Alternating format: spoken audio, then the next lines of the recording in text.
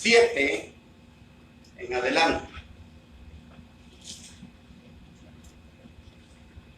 Isaías capítulo 26, versículo 7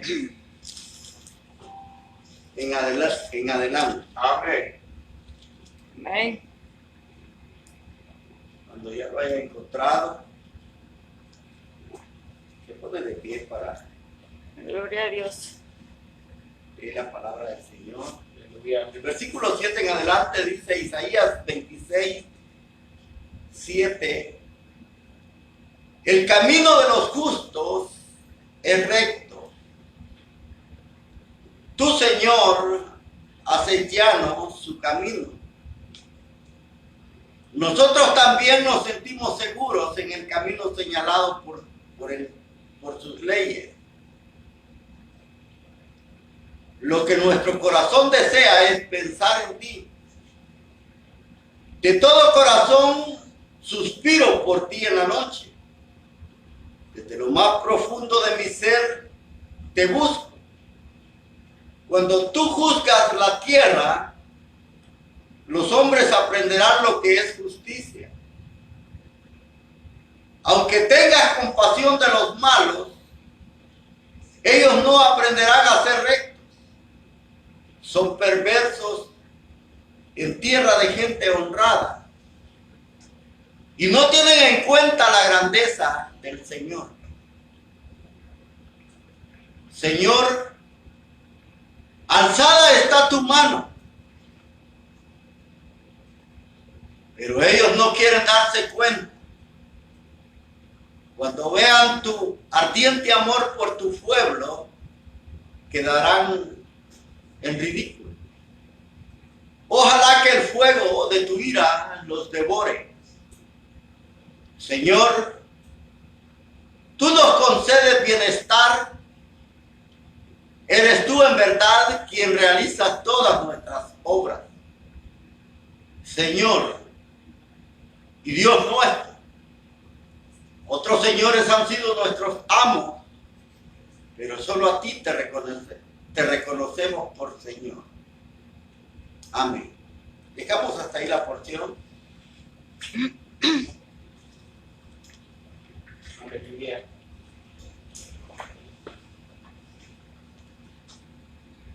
Si usted se recuerda, el viernes pasado estuvimos hablando sobre en los versículos donde habla que Israel cantaría un cántico en la tierra de Judá y que tenían una ciudad fuerte. El Señor levantaba murallas, fortificaciones, abría las puertas para una nación justa que se mantiene fiel y que el Señor guarda o conserva en perfecta paz el carácter de aquellos que perseveran o de aquellos que los pensamientos de ellos están puestos en el Señor. Este capítulo 26 y en este versículo que ahora nos corresponde estudiar, el versículo 7, dice que el camino de los justos es recto. Cuando habla del camino de los justos, que dice que es recto, el camino es una palabra que se usa para caminar, o mejor dicho, que lo que está diciendo que es el andar de la vida del justo, es decir, una vida que persevera, una vida que camina en obediencia para con Dios. Dice que el camino de los justos es recto. Es decir, la vida de los justos es caminar en integridad. Es decir, que la vida de los justos, porque dice que el camino de los justos es recto, está hablando que el caminar de la vida de aquellos que son justos, ese caminar ha de ser un caminar en integridad, en rectitud. Cuando pensaba precisamente en esto, hermano, de que el camino de los justos es recto, es decir, hablando de que las personas deben de caminar en integridad toda una vida, no solamente un año, no solamente 5 años, sino que el caminar de estas personas justas es caminar durante toda la vida en integridad. Gloria a Dios. Y cuando pensaba en esto, precisamente, hermanos, pensaba en la vida de Enoc. Si usted ha leído el libro de Génesis, el capítulo 5, versículo 22, dice que Enoc caminó con Dios. Así dice. Amén. Ahora, usted sabe, hermano, que para caminar con Dios se necesita caminar en integridad. Amén. Dice que Enoc caminó con Dios. Ahora, pero para caminar con Dios, o junto, o a la par, o a un lado de Dios, debe uno de estar de acuerdo con Dios. Amén. No se puede caminar junto con Dios si uno no se pone de acuerdo con Dios. Por eso es que el profeta Amós, en el capítulo 3, versículo 3, él dice: caminarán dos juntos si no se pusieran de acuerdo. Es decir, hermano, que para que dos personas caminen juntas, deben de estar de acuerdo en todo. Amén. Y la palabra de Dios en el capítulo 5 de Génesis, del versículo 22 al 24, habla de la vida de este hombre, de Enoc. Dice que a los 65 años Enoc engendró a su primer hijo. Pero después dice que Enoc caminó con Dios 300 años. Imagínense lo que la palabra de Dios. Es decir que la Biblia dice que los años de Enoc fueron 365 años.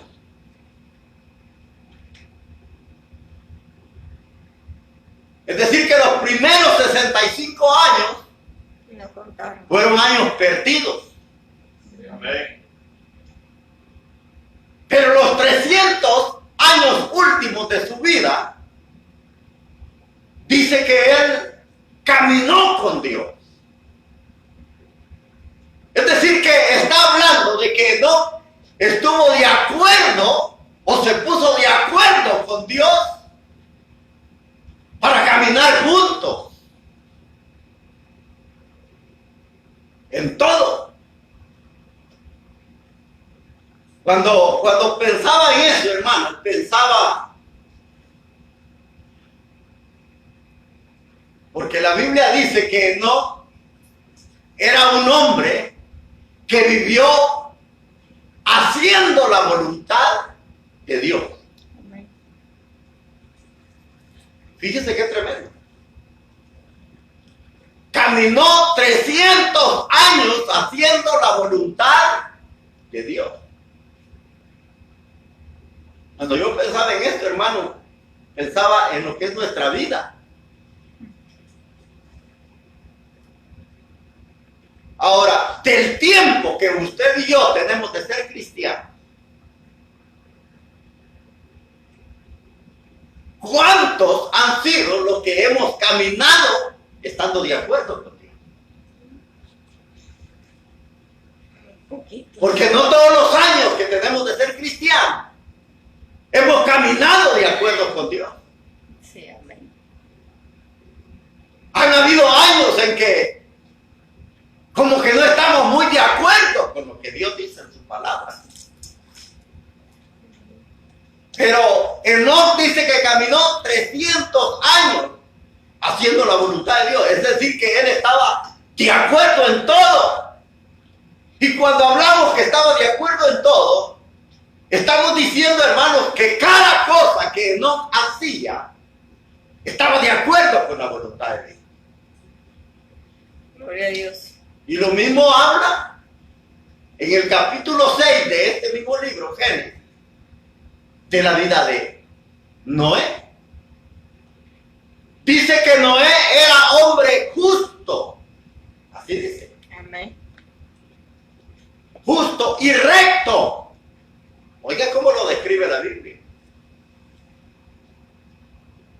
Génesis capítulo 6, versículo 9. Dice que Noé era justo y recto delante de Dios. Aleluya. Es decir, hermano, que este hombre, todos los tratos que tenía con aquellas personas que vivían en la época de Noé, él era recto en todo lo que él hacía. Él era recto, era justo. Es decir, caminaba en integridad y era recto en todos los negocios que él hacía con sus vecinos. Ahora, pero lo que me llama la atención, hermano, es que recuérdese que Noé, la Biblia lo describe que era el único justo en toda esa generación. Aleluya. Amén. Gloria a Dios. Ahora, imagínense que todas las demás personas vivían en desobediencia con Dios. No eran rectos ni eran justos. Tampoco llevaban una vida de integridad. Pero la Biblia dice que Noé era un hombre justo y recto en medio de todos sus contemporáneos. Amén. Es decir, hermanos, que aunque la gente hacía las cosas no de acuerdo a la voluntad de Dios,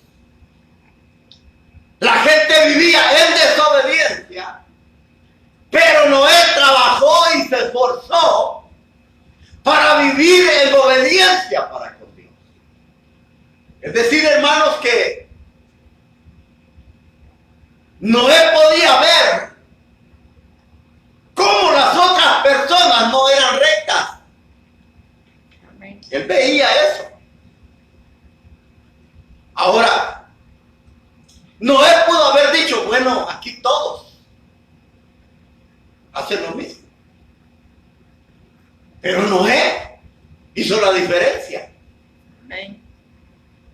Noé se esforzó y trabajó en su vida para tratar o hacer las cosas de acuerdo a la voluntad de Dios.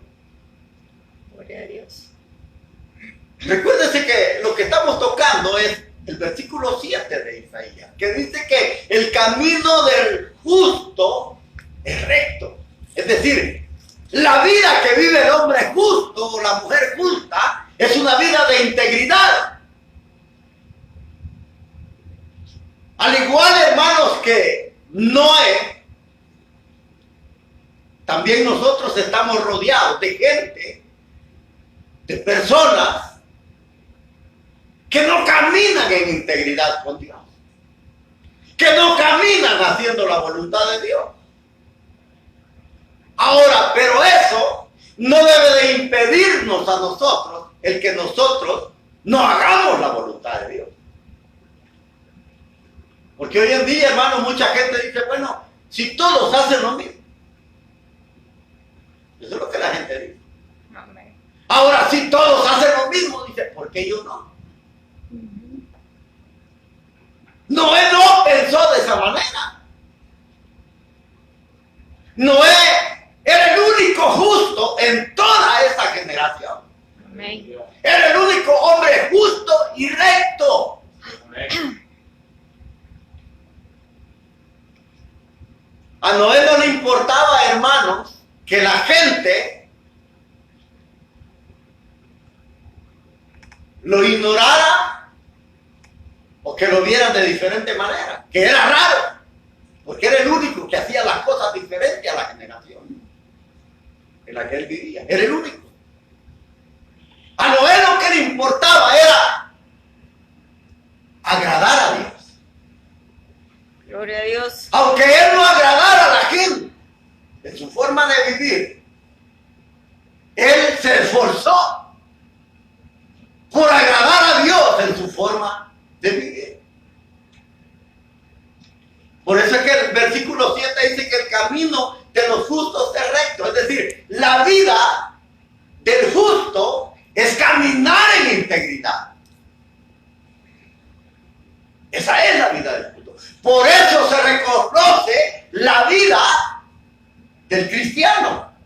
Gloria a Dios. El cristiano se debe de reconocer por llevar una vida o vivir una vida de integridad. Por eso se debe de reconocer. Por eso debe hacer la diferencia como la hizo Noé.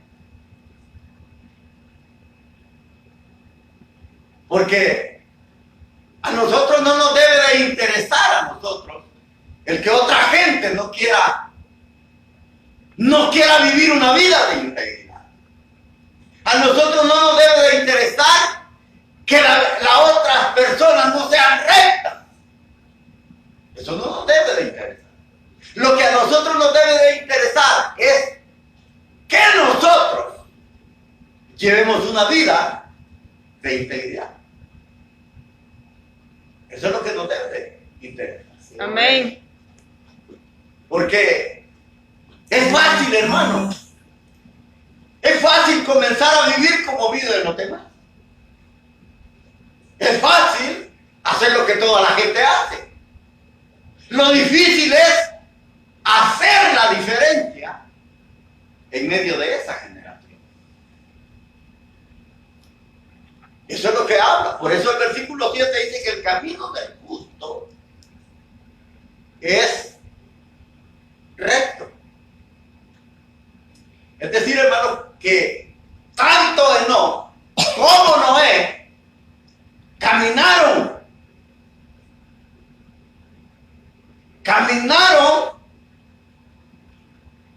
en rectitud, en integridad con Dios. A ellos no les importaba que la gente no caminara en integridad. A ellos no les interesaba eso. A ellos les interesó su vida.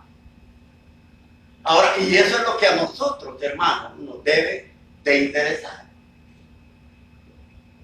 El que las otras personas no quieran ser rectas, eso no me debe de interesar a mí. Fíjese que es tremendo porque al pensar uno de una manera bastante profunda en la vida de estos hombres, si dice que Noé era un hombre recto y justo, en medio, era el único que hacía la diferencia en medio de esa generación. Ahora, Noé podía ver, hermano, cómo la gente, cuando quizás hacían alguna transacción o negocio, actuaban con injusticia. Noé veía todo eso. Pero él no decía, voy a vivir como vive la gente. Noé hacía la diferencia. Y al hacer la diferencia, a Noé lo pudieron haber visto raro, porque era el único que marcaba la diferencia en su generación. Sí, amén. Ahora, y por vivir de esa manera, hermano, por vivir haciendo la voluntad de Dios, viviendo en rectitud y en justicia, fue el único que se salvó. Amén. Porque si usted lee el capítulo 7 del libro de Génesis, en el versículo 2, 1 y 2, habla de que el Señor le dijo. Dice que Noé, mire lo que dice, Génesis capítulo 7, versículo 1 y 2.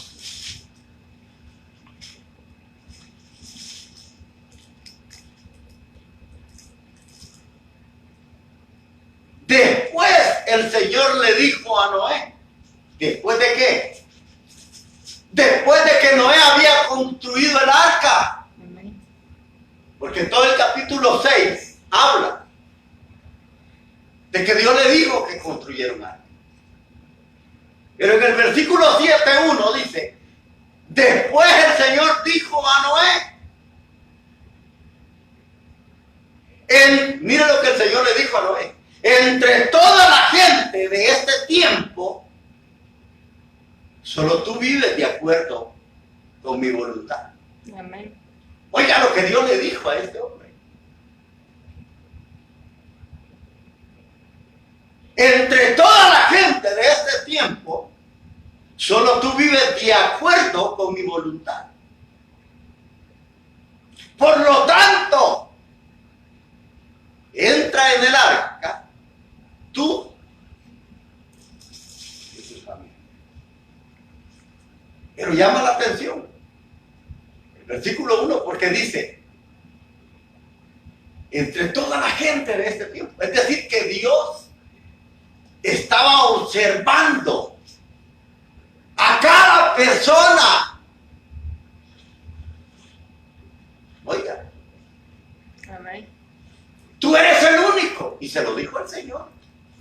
No se lo dijo su vecino. Se lo dijo Dios. Sí, amén. Tú eres el único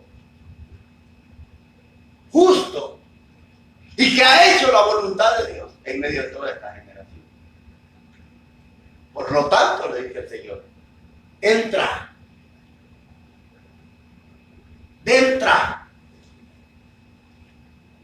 al arca. Pero me llama la atención. ¿Sabe por qué? Porque Dios no estaba fuera del arca. Gloria a Dios. Quizás usted ha estudiado y ha leído esta porción, pero muchas veces pensamos que Dios le dijo, construye el arca y después entras tú y tu familia en el arca. Pero no, Dios le dice, entra. Es decir, Dios le estaba invitando. La palabra entra es una palabra que se le da a una persona que ha llegado a ser un huésped o un invitado. Por eso Dios le dice, entra tú en el arca, tú y tu familia. Es decir, Dios estaba haciéndole la invitación a él para que entrara al arca y él solo se pudiera salvar. Solo él y su familia. Y aquí este versículo 7 nos habla que el camino o el andar o el vivir del justo tiene que ser una vida de integridad. Pero una vida de integridad todo el tiempo. Gloria a Dios. Se fija, hermano, que mucha gente se cansa de hacer las cosas buenas. Sí. Hay mucha gente que se cansa y hay mucha gente que dice, no, pues yo ya me cansé de ser bueno. Se aprovechan de mí, dicen. Porque muchos se aprovechan. Ahora imagínense cómo la gente se ha de haber aprovechado de Noé cuando él hacía tratos con las personas, porque solamente él era íntegro, la demás gente no. Pero Noé nunca se cansó de ser recto, es decir, de ser íntegro. Él nunca se cansó. Tampoco nosotros, hermanos, debemos de cansarnos de hacer lo bueno o de ser íntegros. Porque la palabra de Dios nos aconseja y nos dice que no seamos vencidos por el mal, sino que hay que vencer el mal con el bien. Amén. Y Pablo dice, no se cansen de hacer lo bueno. Eso quiere decir, hermano, que puede llegar un momento en que cuando uno ve que las personas son deshonestas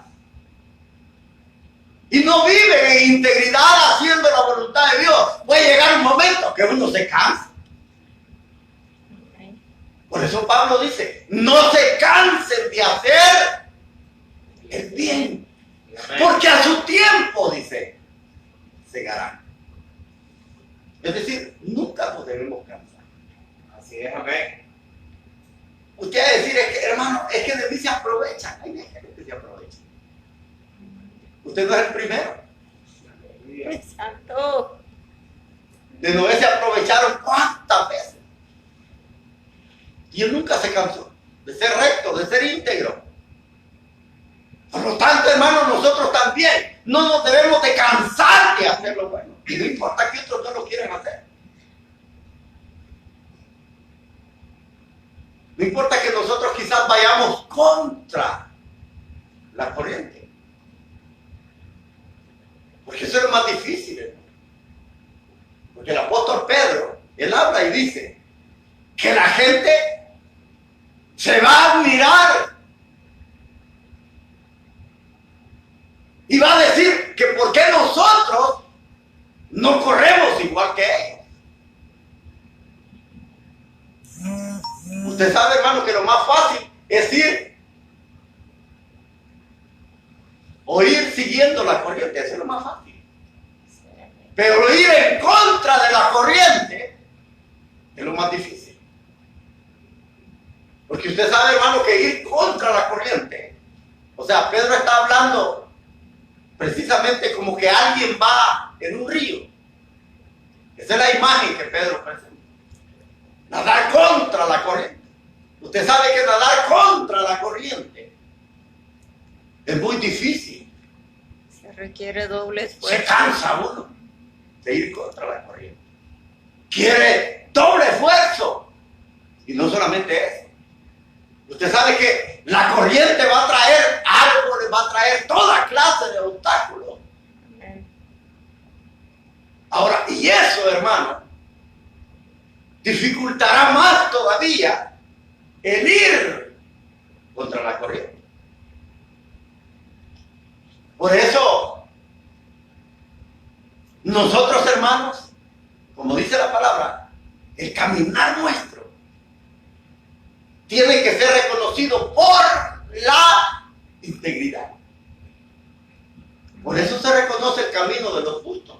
Sí, amén. Porque así habla aquí, que por eso se reconoce el camino de los justos, porque ellos caminan en rectitud. Así es que nosotros igual, hermanos, no debemos de cansarnos de caminar en rectitud. Debemos siempre de hacer la voluntad de Dios. Es decir, en todo. Debemos de ponernos de acuerdo con Dios y decirle, Señor, yo quiero caminar contigo. Dice, versículo 8, nosotros también nos sentimos seguros en el camino señalado por tus leyes, Señor. Fíjese lo que dice Isaías. Nosotros nos sentimos seguros, dice, en el camino señalado por tus leyes.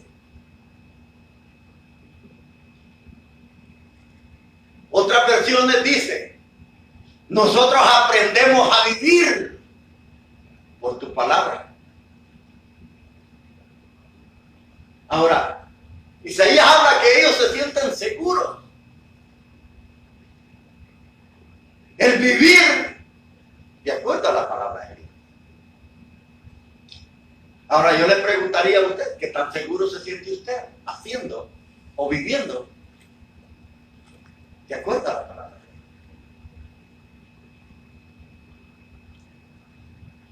Porque eso es lo que dice Isaías. Nosotros nos sentimos seguros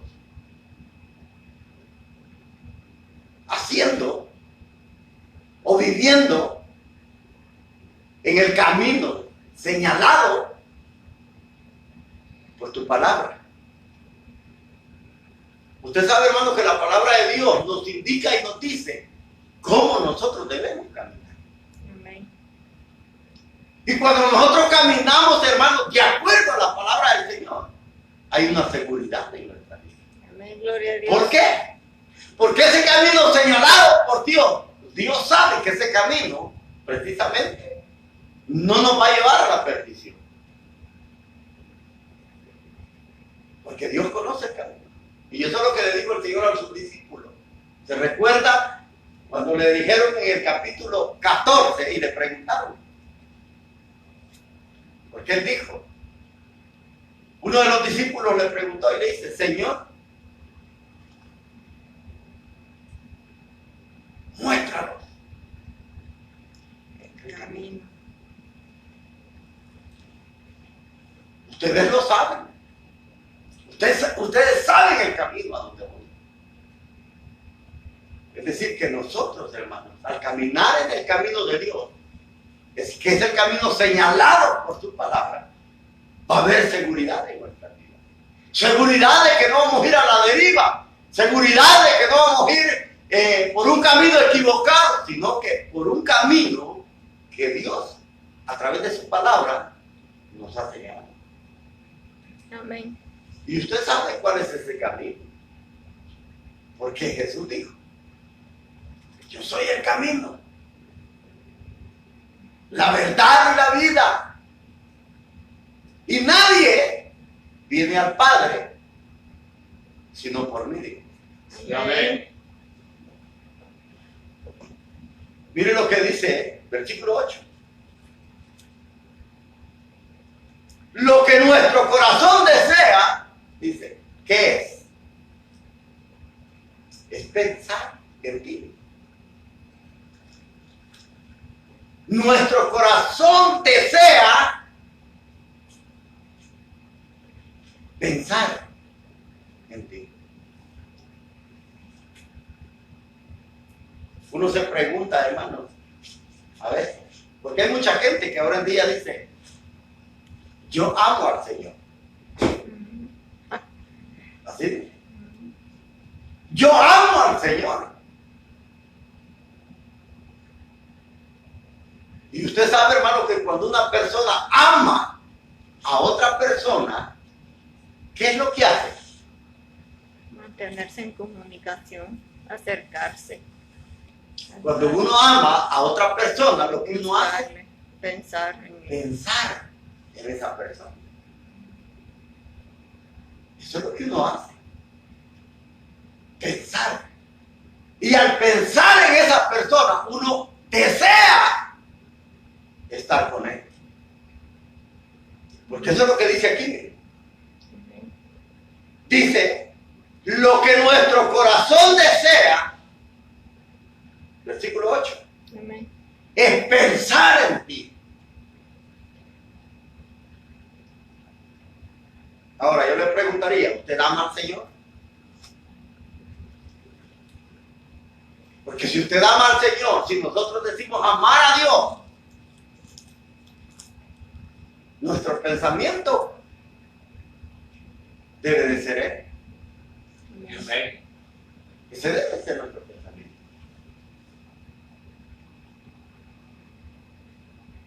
Fíjese que hay una alabanza que a veces cantamos. Amén. Mi pensamiento Y esa alabanza dice, mi pensamiento eres tú. eres tú, Señor. Así, ¿verdad? Amén.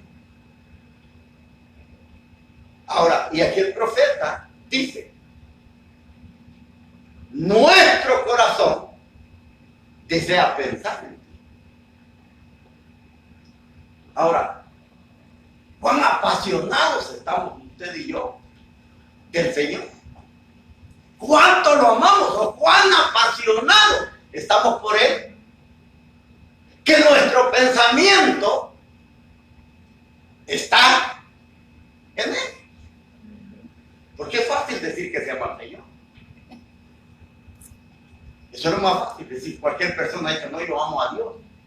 Ahora, pero ¿a dónde está su pensamiento si ama a Dios? ¿Lo anhela? ¿Lo desea? Fíjense que en el Cantar de los Cantares, en el capítulo 1, versículo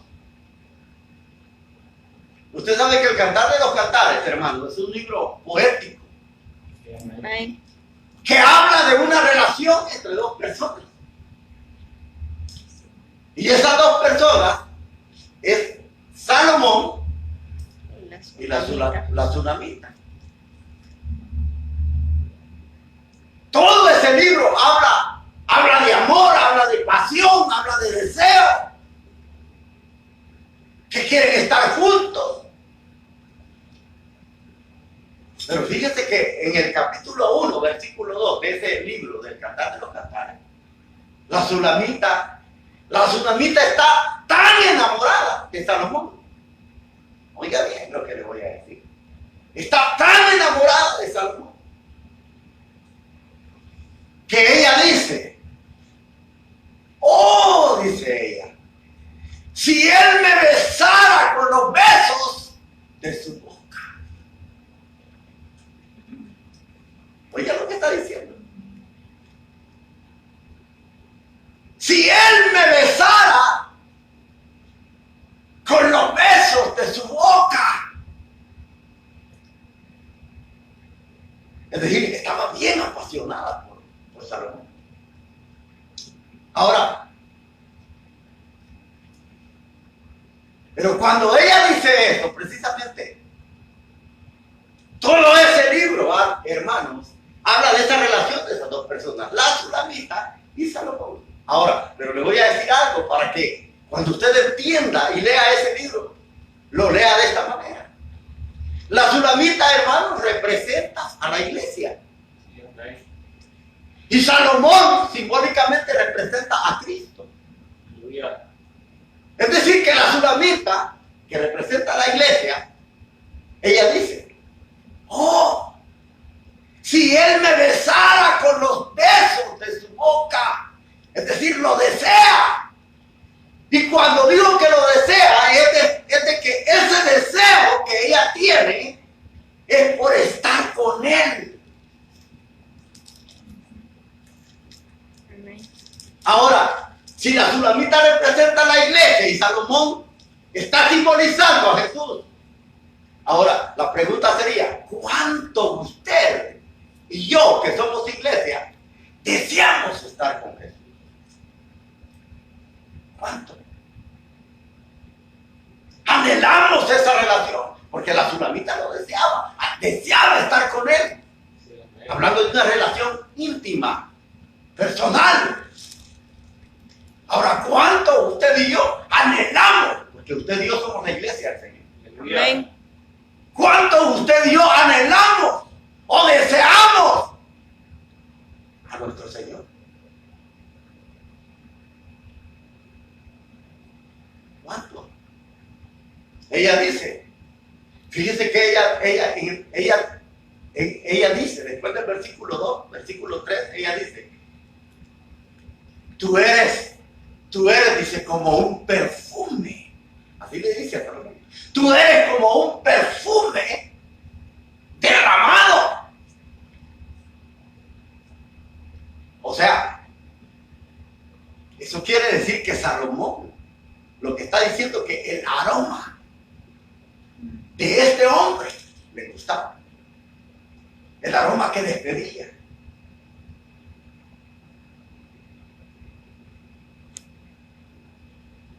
Ahora, y ese aroma del cual despedía Salomón precisamente habla sobre aquella fragancia que el Espíritu Santo derrama sobre nuestra vida. Sí, amén. Porque recuérdese que en el Salmo 133, cuando habla sobre aquella armonía que dice que cuán delicioso, oiga bien, es habitar los hermanos juntos en armonía. Porque dice, porque es como el buen óleo que es derramado sobre Salomón y que desciende por la barba, que dice por Aarón y que desciende por su barba. Es decir, dice que ese buen óleo que le derrama, está hablando del Espíritu Santo.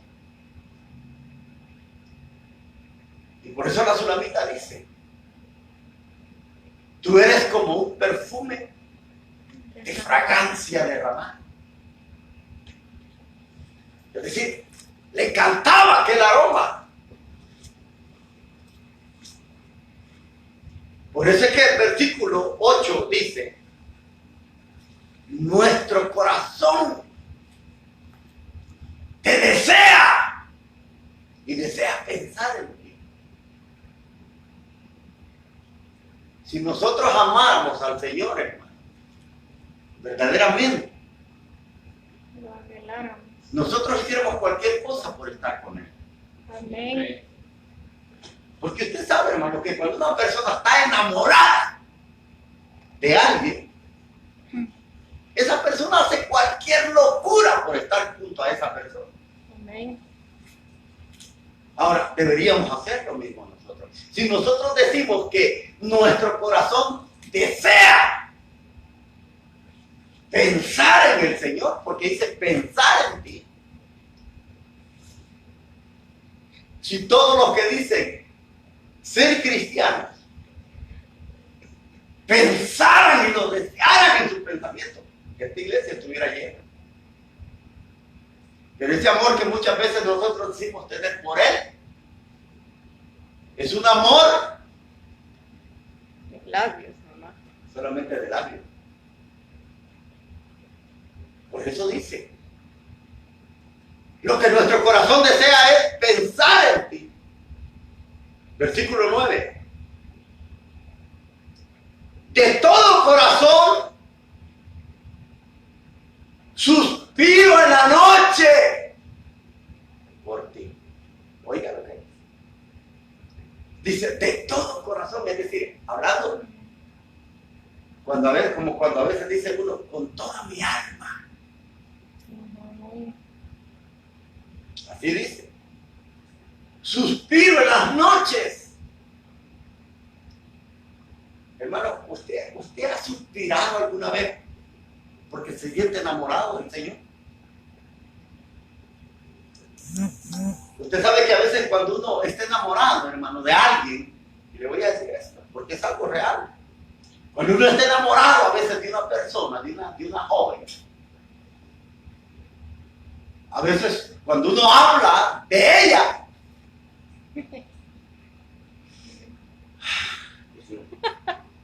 se le salen unos suspiros cuando uno está enamorado.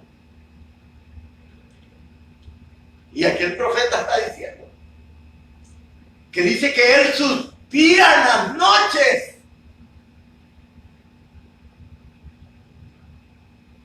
Cuando piensa en él, con todo mi corazón suspiro en las noches por ti. Desde lo más profundo de mi ser te busco. Es decir, día y noche. Así dice una canción. Día y noche te busco.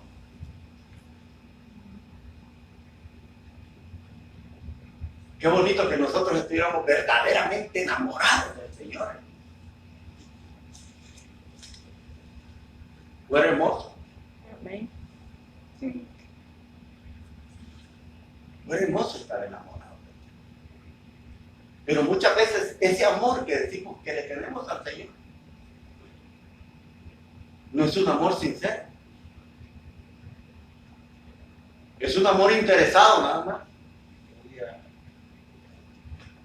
Como hay personas, ¿verdad?, que se casan, pero se casan no por amor, sino por interés. Sí, amén. Así es el amor de muchos cristianos por el Señor. Un amor interesado. ¿Se recuerda, hermano, que mucha gente seguía al Señor? Amén. Mucha gente lo seguía. Una vez el Señor se les perdió. Se cruzó el lago. Y toda la gente dice que comenzó a bordear el lago. Y cuando lo encontró la gente, le dice: ¿a dónde estabas? Te hemos estado buscando. Mire lo que la gente le dice. Porque se les perdió un momento. Sí, se les perdió. Aquella multitud estaba desesperada por él. Te hemos estado buscando. ¿A dónde estabas? ¿Y sabe qué es lo que le dijo el Señor? Ustedes me buscan. Que le doy comida. Porque yo les doy de comer. Amén. Por eso me buscan. Y cuando les dijo la verdad, dice que todos comenzaron a ir. ¿Qué tal si el Señor viniera y nos dijera: yo sé por qué tú estás aquí en la iglesia? Tú estás aquí por esto, por esto, por esto, por esto. Pero tú no me amas. Pero que nos dijera enfrente de todo. ¿Cómo se sintiera usted? Se Avergonzado. pusiera hasta colorado, ¿verdad? Porque le están diciendo la verdad. Ahora, pero si nosotros verdaderamente estuviéramos enamorados del Señor, como dice aquí, suspiráramos por Él. Suspiráramos. ¿Se le ha salido alguna vez algún suspiro por el Señor? ¿Ah? No, si usted suspira, pero por la María. Pero nunca ha suspirado por el Señor. Por la María Guadalupe. Y aquí dice: todas las noches suspiro por ti. Dígale a algún cristiano alguna vez cuántas veces ha suspirado por el Señor. Cuántas veces tú has deseado estar con Él todo el tiempo. Y eso es lo que el profeta está diciendo. Dice: desde lo más profundo de mi ser te busco. Mire lo que dice, versículo 9. Cuando tú juzgas la tierra, los hombres aprenden lo que es justicia. Es decir, el hombre aprende a ser justo. ¿Sabe cuándo el hombre aprende a ser justo? Aquí lo dice: cuando tú juzgas la tierra, el hombre aprende justicia. Es decir, lo que el profeta está diciendo, que cuando el hombre castiga, el hombre aprende a obedecer. ¿Se ha fijado que esa es la actitud del ser humano? Que solo cuando se ve en grandes apuros o en grandes necesidades es cuando el hombre busca de Dios. Amén. Solamente es entonces. Por eso dice: cuando tú juzgas la tierra, los hombres aprenden justicia. Fíjense que me llama la atención porque a veces, hermano, la persona no debería necesitar hasta que ya lo están atormentando para que busque al Señor. Y eso es lo que muchas veces pasa. Y me llama la atención, le digo, porque cuando, no sé si usted ha leído el libro de Job, el capítulo 33. En ese capítulo, del versículo 14 en adelante, ese libro es muy interesante porque el hombre que está dando el discurso, uno de los amigos de Job, dice esto. Mire. De una o de dos o de muchas maneras, Dios habla al corazón del hombre. Así dice. De una o de dos maneras, Dios le habla a la vida del hombre. ¿Y cuál es la primera manera? Dice, Dios le habla en visiones o en sueños, cuando él está dormido. Dice, Dios le habla al oído para apartar al hombre de la maldad. Fíjese lo que dice el Señor. Job, en el libro de Job, capítulo 33. Esa es la forma. Cuando el hombre está dormido, dice, y en visiones, Dios le habla. Dice, para apartarlo del camino de la maldad y de la arrogancia. Ahora, pero Dios tiene otra forma de hablar a los hombres. Y la otra forma es, dice, que es a través de la enfermedad. Y se lo voy a leer para que usted vea lo que le estoy hablando. Capítulo 33 del libro de Job. Versículo 14. Mire lo que dice. Dios habla de muchas maneras. Pero ¿qué pasa? ¿Qué es lo que dice? Pero dice que no lo entendemos. Amén. En esta versión dice que no nos damos cuenta cuando Dios nos habla. Amén. Así dice aquí también. Dice, ciertamente Dios habla una y otra vez, pero nadie se da cuenta de ello. Dice, Dios habla de muchas maneras, pero no nos damos cuenta. Y comienza a decir de qué manera Dios nos habla. Dice, a veces lo hace en las noches, en el sueño o en visión. Cuando los hombres ya duermen, cuando el sueño los domina.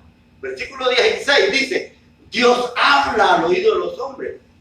¿Y qué hace? Los reprende. Y dice, y los llena de miedo. ¿Para qué? Versículo 17. Para apartarlos de sus malas obras y prevenirlos contra el orgullo. Así los libra de la muerte, de la tumba, dice, y los salva de la muerte. Fíjese qué bonito como Dios hace. Fíjese que cuando el hombre está dormido, dice que le habla al oído. Sí, amén. Ahora, una o de muchas maneras, dice, Dios habla al hombre y no lo entendemos. Así dice. No nos damos cuenta. Se fija de que a veces Dios nos habla de muchas maneras. Amén. A veces por algún problemita, Dios nos quiere decir algo. Cuando nos está pasando algo, Dios está queriendo llamar nuestra atención. Pero no nos damos cuenta.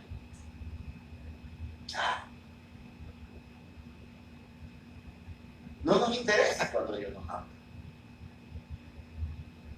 Y dice que Él busca la forma de comunicarse con nosotros cuando estamos dormidos. Y fíjese qué bonito, hermano, dice que nos habla al oído. Amén. Para apartarnos del mal camino, dice. Y que caigamos en el orgullo. Fíjese cómo Dios trabaja en la vida de nosotros.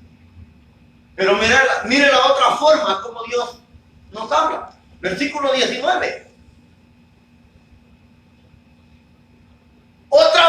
Entonces Dios corrige al hombre. ¿De qué manera? Con enfermedades. Fíjese, esta es la otra forma de cómo Dios le habla al hombre. Otras veces Dios corrige al hombre con enfermedades, con fuertes dolores en su cuerpo. Dice. Imagínense. Esta es la forma como Dios muchas veces le habla al hombre, pero no nos damos cuenta. Por eso es que dice el capítulo 26 del versículo 9, dice que cuando Dios juzga la tierra, el hombre aprende justicia. Es decir, hermanos, que Dios tiene que recurrir muchas veces a estos métodos. Y el método más común, hermano, en el cual muchas veces Dios le habla al hombre, es a través de la enfermedad. Dios corrige al hombre, dice, por medio de enfermedades, por medio de dolores en todo su cuerpo. Así dice que Dios lo corrige. Dios le habla. Ahora, cuando yo pensaba en esto, pensaba que precisamente, hermano, esto, yo no sé si usted ha estudiado la vida de los pastores, de los que crían ovejas. Fíjese que los que crían ovejas, ellos llevan una vara y un cayado. Llevan esas dos herramientas.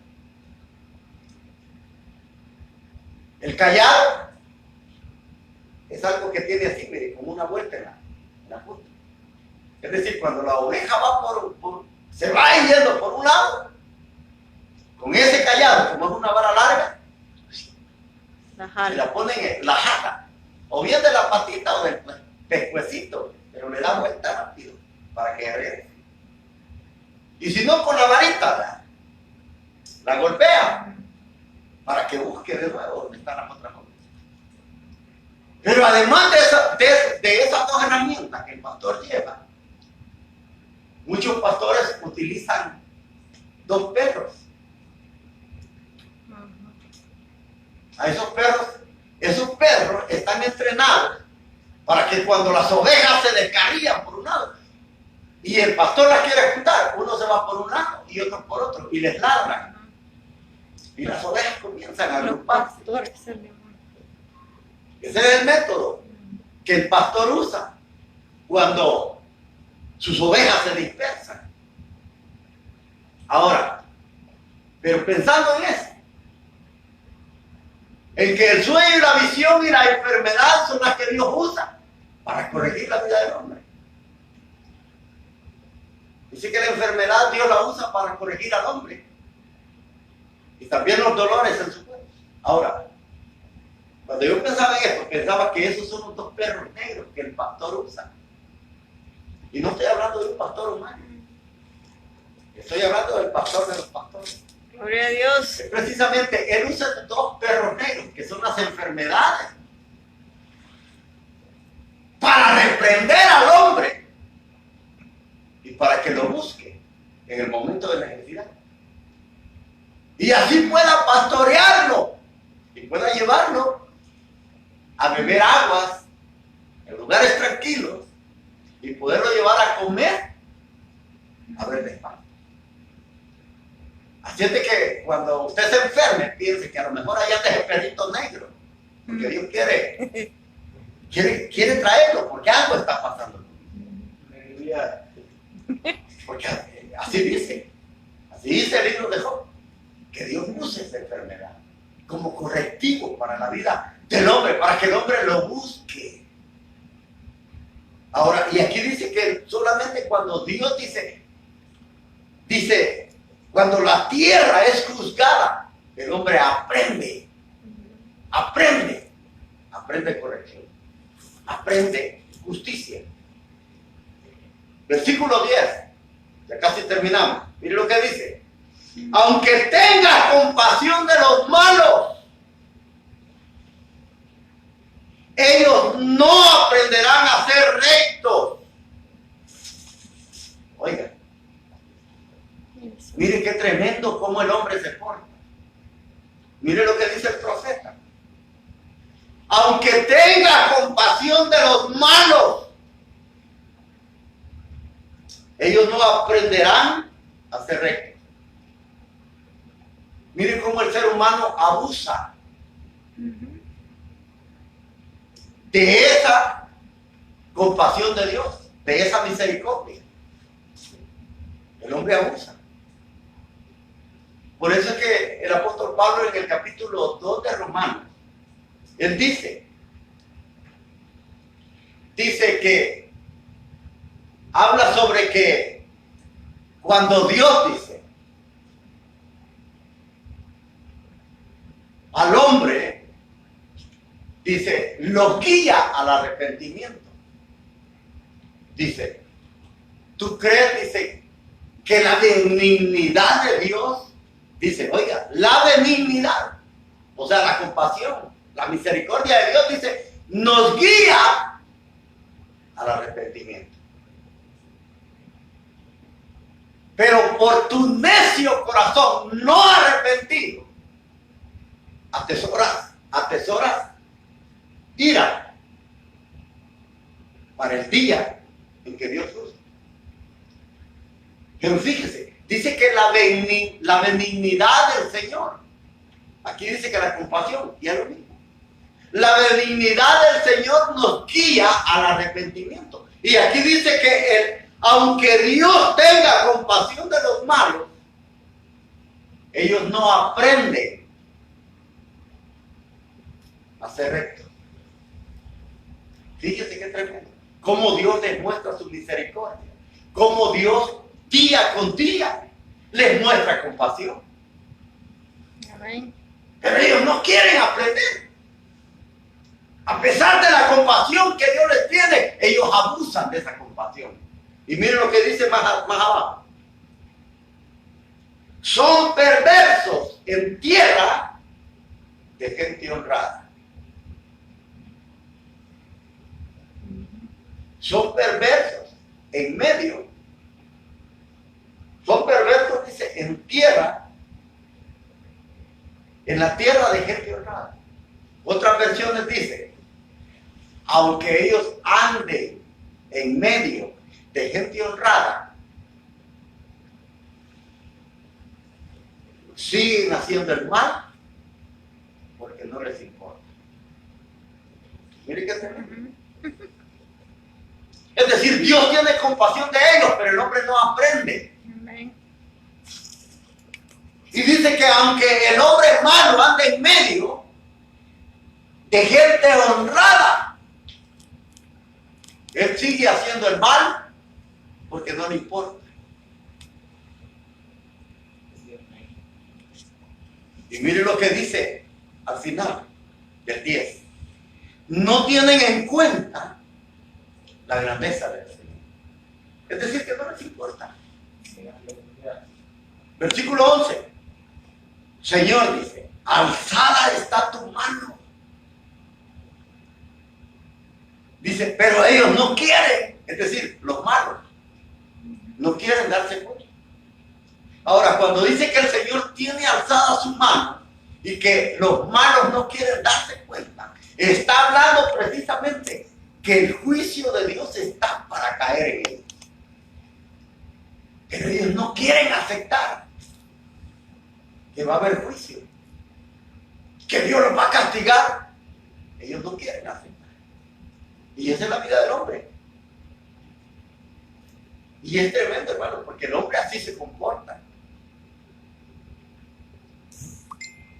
Cuando vean el ardiente amor por tu pueblo, dice, quedarán en ridículo. Ojalá ese fuego de ira los devore. Señor, tú nos concedes bienestar. Eres tú de verdad, en verdad, quien realiza todas nuestras obras.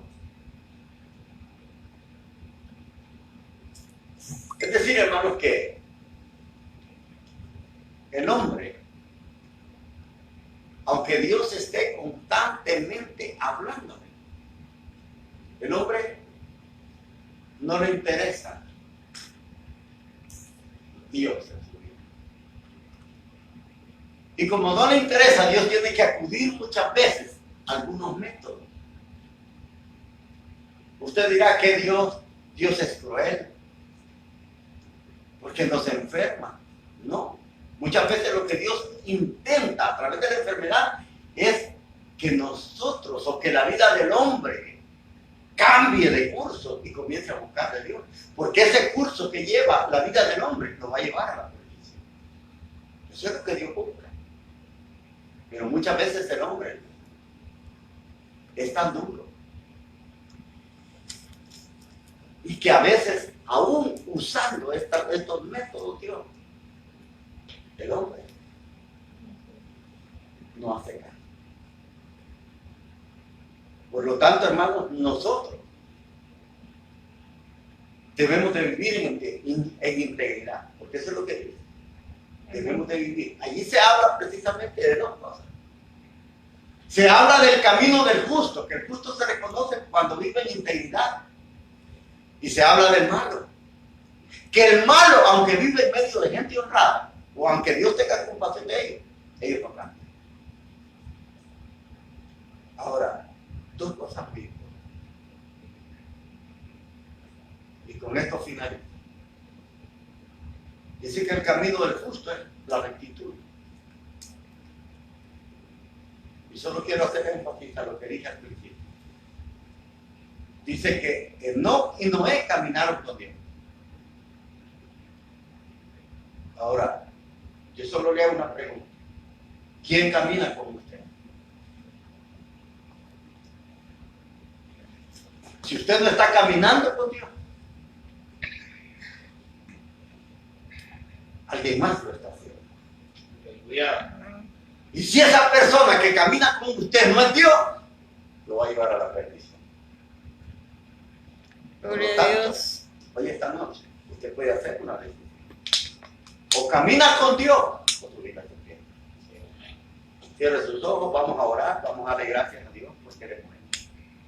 Padre, gracias te damos. Gracias por tu bondad, por tu misericordia. Ayúdanos, Señor, cada día a poder caminar haciendo tu voluntad. Y no importa, Señor, si otros no lo quieren hacer.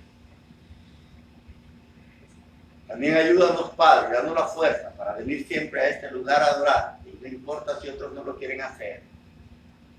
Pero nosotros queremos hacerlo. Queremos caminar haciendo tu voluntad. Queremos caminar contigo, hombro a hombro, a tu lado. Por eso esta noche te damos gracias. Y te pido que tú bendigas la vida de cada hermano. En el nombre de Jesús. Y aquellas personas que los van a ver a través de las redes sociales.